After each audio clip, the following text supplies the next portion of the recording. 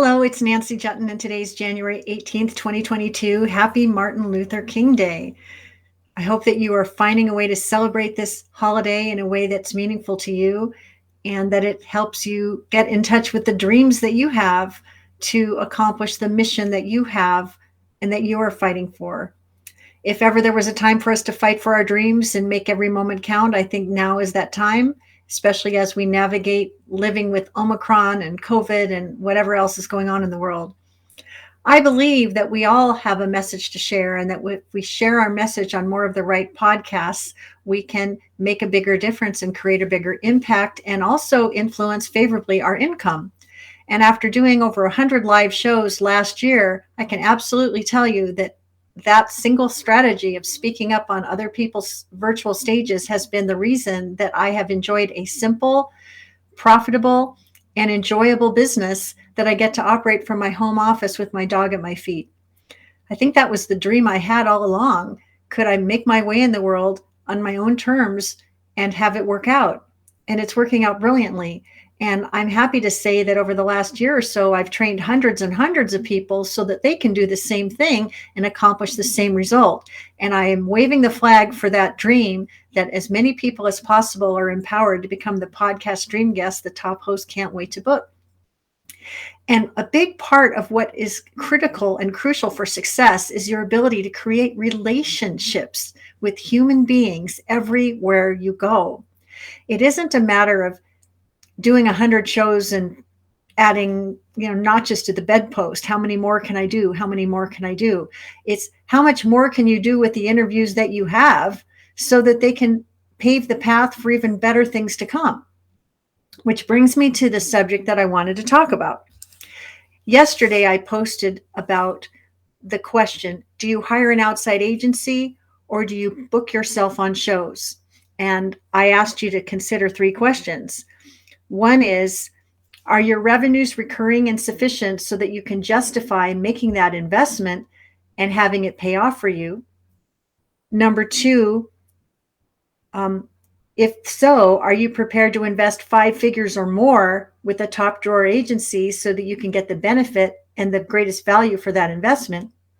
Or are you in that place where you're en route to 6 figures and you need to sharpen the saw and develop some skills so that you can do this under your own power until such time as you have the revenues to invest in an outside booking agency? I'd love to know where you are on this continuum. And my point of view is, if you are a mid 6-figure or 7-figure business owner, you should absolutely hire out your booking services because you've got bigger fish to fry. That's as simple as it gets. You've already got business coming in. You need a bigger audience of people to know about what it is that you do. Have an agency book you on shows and you can speak your truth, share your perspective, and make an impact and drive more leads to your business. That's the beauty of having a mid 6-figure or 7-figure or even greater business. You can just hire out what services that you need and just show up and be brilliant. But for the rest of us, the mere mortals among us, the people that have not yet reached 6 figures and beyond, what then? Well, I believe that we should learn how to own this skill set for the lifetime of our successful business so that we can have the choice to hire it out or keep it within house so that we can always dial up our lead flow as required to support the business that we are dreaming to build. So that brings me to another question I want you to consider. One is, do I do this myself, or do I delegate to my assistant, or do I do something that's a hybrid of those two? And that's what I want to talk about today, because I believe that the greatest successes we all can welcome are as a result of the real relationships we create with real human beings who we create relationships with. And so I want to ask you a question. When the person whose name is on the door gives you a call or sends you a private message, how does that make you feel? Do you feel important? Do you feel like you're being treated as a peer? Do you feel like that is what you've been waiting for and you want more of it?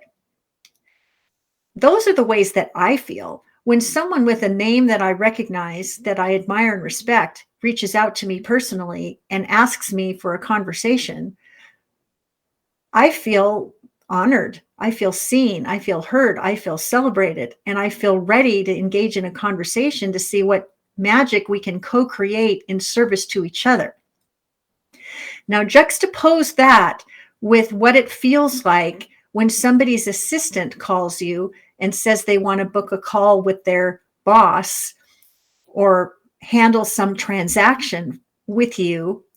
Well, I've already spilled the beans about how I feel about it. When I get a call from somebody's assistant, somebody's team member, somebody's whoever it is, I immediately think that I'm not important enough for that person to give me a call himself or herself. I feel like I'm being dealt with an in-betweener, and that has an effect on the way I feel about that relationship.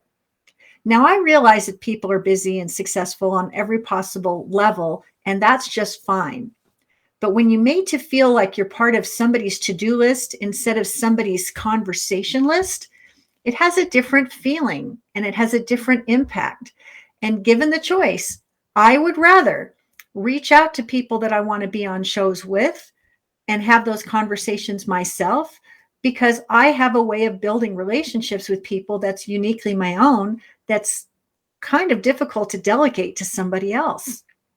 I would rather have fewer, deeper, more rich relationships with influential people than hundreds and hundreds of people that I'm touching and DMing and doing all of this and making them feel like it's all of this. I want it to feel real. I want it to feel genuine. I want it to feel authentic. So my choice for 2021 and 2020 and 2022 is to book myself on top shows, because I love building relationships with people of influence where I don't know exactly the direction that it's going to head, but I know it's going to be good, because that's the intention that I bring to those connections, those conversations, and those beautiful outcomes that we get to co-create. I've been in business for 20 years, so I know a little bit about the bend and sway that happens in these kinds of conversations and the currency that people are dealing with. And I can just sort of roll with it and see where it goes. I don't know how to delegate that to an assistant, so I don't. So my question to you is, as you look at 2022 and have a dream for building an audience for your work, are you the kind of person that wants to drive that train forward personally? Or are you the kind of person that's going to delegate to an assistant, or are you going to do some of each? Now, with regard to the delegating and dividing and conquering, the research piece is easily delegated. There's some pieces that are easily delegated. You can ask your assistant, can you please research for me the top, I just got served up this many leads from matchmaker.fm or podmatch.com.